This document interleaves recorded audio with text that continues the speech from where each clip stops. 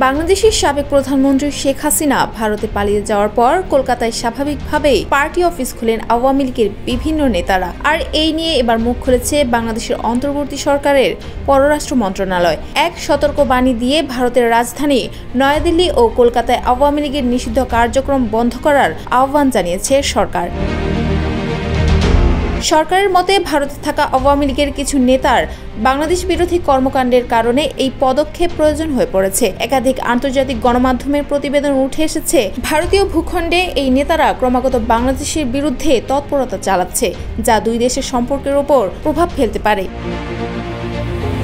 বাংলাদেশের পররাষ্ট্র মন্ত্রণালয়ের বিবৃতিতে বলা হয়েছে, ভারতের মাটিতে থাকা আওয়ামী লীগের নেতাদের বাংলাদেশ বিরোধী কর্মকাণ্ডের বিষয়টি আমাদের নজরে এসেছে। তারা বাংলাদেশের বিরুদ্ধে প্রচারণা চালাচ্ছে, যা দেশের জাতীয় স্বার্থের পরিপন্থী।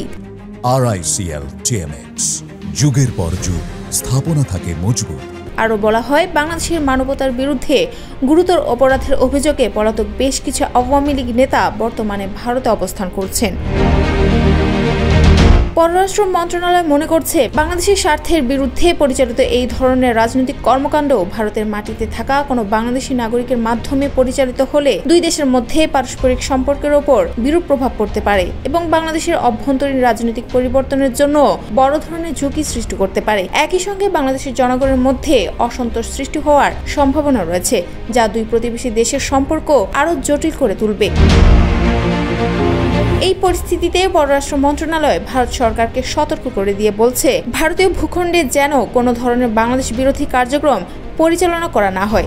বাংলাদেশ সরকারের পক্ষ থেকে এমন কার্যক্রমের অনুমোদন বা সমর্থন না দেওয়ার জন্য ভারত সরকারের কাছে আবেদন করা হয়েছে। এর মধ্যে রয়েছে ভারতীয় মাটিতে আওয়ামী লীগের রাজনৈতিক কার্যালয়গুলো অবিলম্বে বন্ধ করার আহ্বান।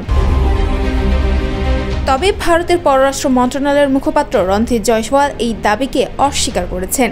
তিনি বলেছেন, ভারতের আওয়ামী লীগের সদস্যদের কোনো বাংলাদেশ বিরোধী কর্মকাণ্ড বা ভারতীয় আইনের পরিপন্থী কোনো কার্যক্রম সম্পর্কে ভারত সরকার অবগত নয়।